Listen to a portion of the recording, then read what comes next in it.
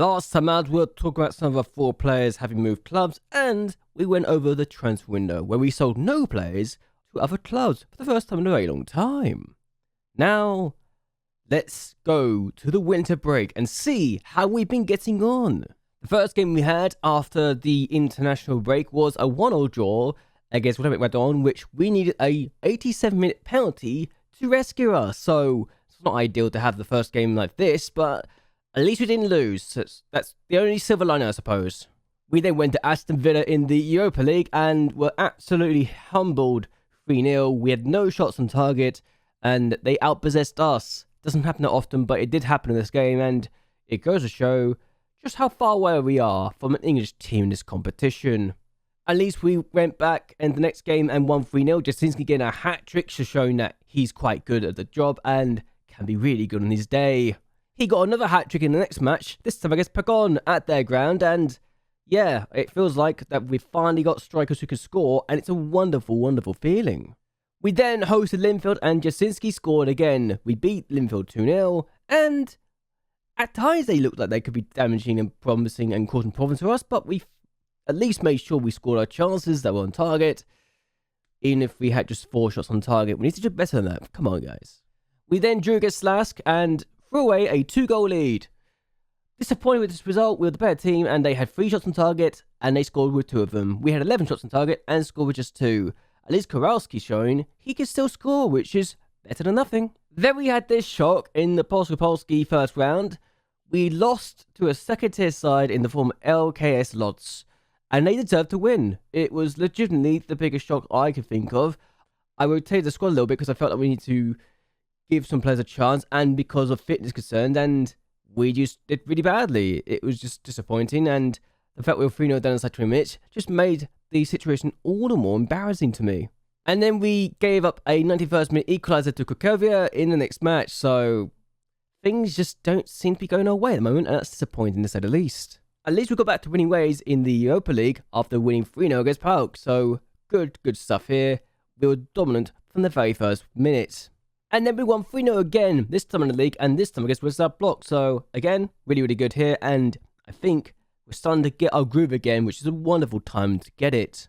We then won 3-2 against Roche, who, despite trying to cause a late comeback charge and scare us, couldn't get enough goals, even if it should not have been as close as 3-2 towards the end of the game.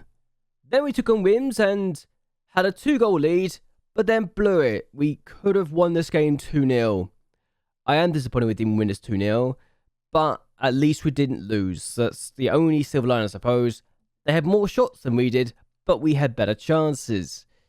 They also had more shots on target than we did, but we still had the better XG, so I suppose a draw was the right result in some regards, but at the same time, we should have won this game based on what we were doing here. And then we lost the next match, and given that they had just 2 shots on target, it was almost the complete opposite of what happened to us against Rims, and we took the lead as well, so we actually took the lead and then threw it away. I hate the fact we keep doing this to ourselves. It is starting to get a bit frustrating. But at least we beat Lecce in the next match, and I don't think we deserved it, quite frankly, looking at the XG and the chances. They were the better team at times, they just didn't show it. In Europe, we decided to turn up, though it only took halfway through the match to do so because we were 1-0 down at half time. Yeah, that could have been bad. But then Supreme and Jasinski both got a brace, and we destroyed our opponents, so that's good. We then beat Legia Warsaw 3-1. They went down to 10 men inside 12 minutes, and we took full advantage of it, even if we gave away a penalty in the second half. But we still won comfortably, and that's all I care about.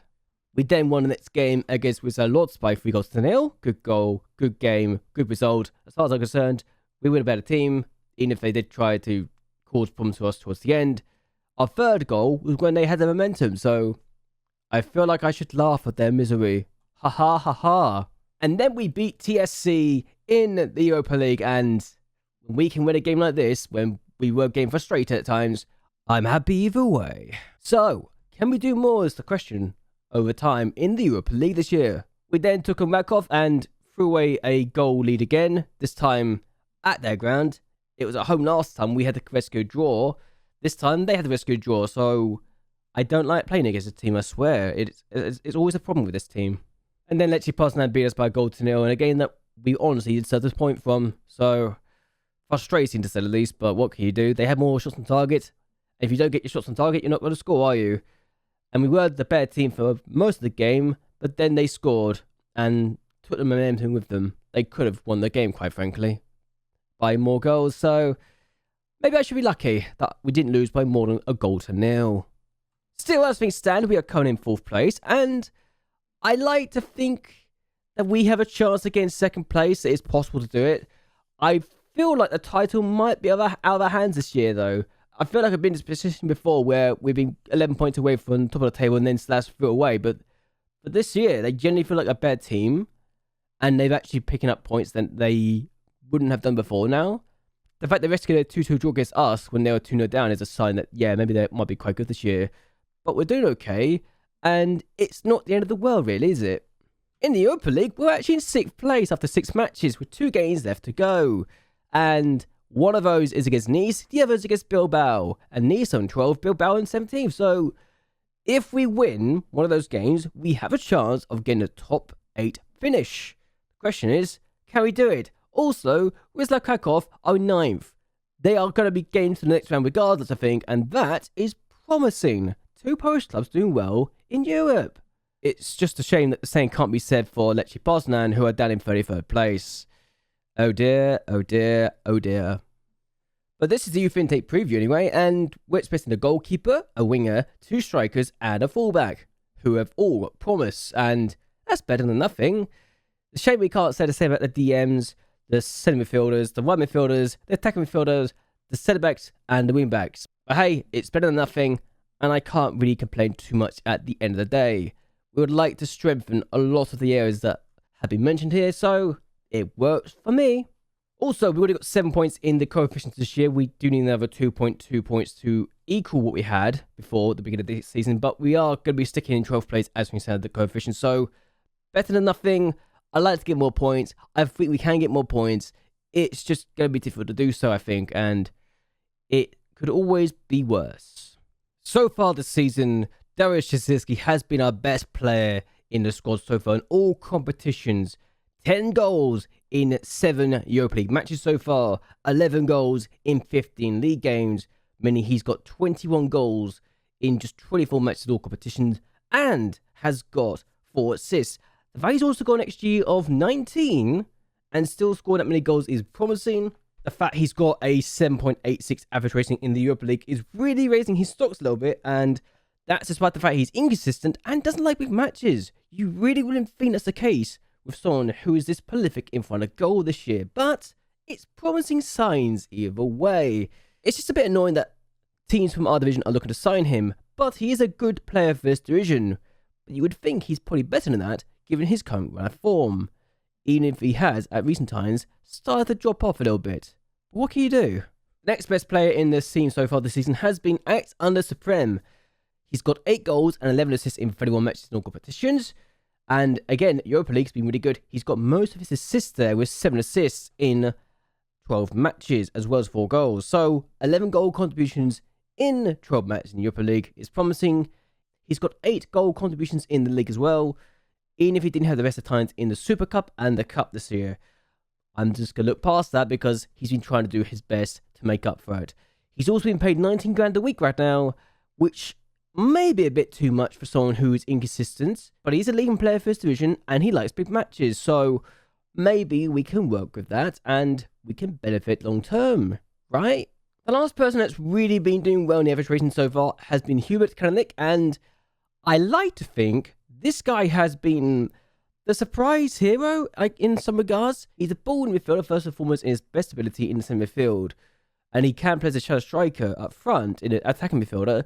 But I've been using him as a Mazzala and a box-to-box midfielder. I feel like he benefits from both those roles, and even though he's got 3 goals and 5 assists in 27 matches this year, he's been rather prolific in his average rating and has shown he can be quite good in his day. The fact he is considered a good player for this division and may not be improving or may not be able to improve much in the next couple of years, he's still been doing okay, and I can't complain. He gets forward whenever possible and knocks the ball past the opponent. So really, he benefits from the 2 roles we use here in both Mazzala and the box-to-box. So it's also why I think the ball and midfielder role is not for him, despite the fact he's got the attributes for it. Apart from his tackling and marking, we're going to ignore that. So far, we've actually lost about £2 million throughout the half of the season since we last met, and I don't know where all that's gone, but I am a little annoyed that we have lost the money, but it could always be worse, and hopefully things will get better sooner rather than later. Also, this is the best my voice has been, and it still sounds a bit off to me, and hopefully it'll be better sooner rather than later. And when I continue recording these videos, hopefully the voice will not sound as croaky as it did before. I literally sounded like Palpatine from Star Wars, and I don't like the fact I could sound like that because of my voice going so badly. But okay. Anyway, I am going to end this here. I hope you guys will enjoy yourselves. I hope you guys will like and share this video, and that you subscribe to the channel. It really does help me a lot. How far do you think we can get in the Europa League, and do you think we have a chance of winning the league this year? I want to hear your thoughts and opinions on that down below. But either way, until next time, goodbye, and well, good night.